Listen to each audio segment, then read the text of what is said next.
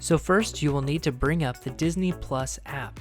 If you don't have the app, you can easily download it from the App Store.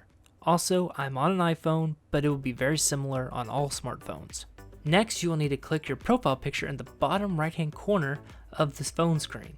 My profile picture is Doug the dog from Up, one of my favorite movies and one of my favorite characters, but I'm curious what your favorite character is or what your favorite movie is on Disney Plus. So go ahead and comment down below what your profile picture is. I'm curious. Okay, so then you will need to select the Edit Profiles button right below your profile picture or pictures.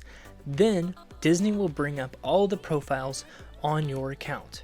Select the white circle with the pencil in it to change the language on that profile. Then the Disney Plus app will take you to this screen, which should allow you the option to change your language for that individual profile by pressing the App Language button.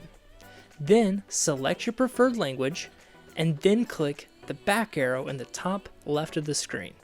If you have multiple profiles linked to this account, this will only change the language on this individual profile.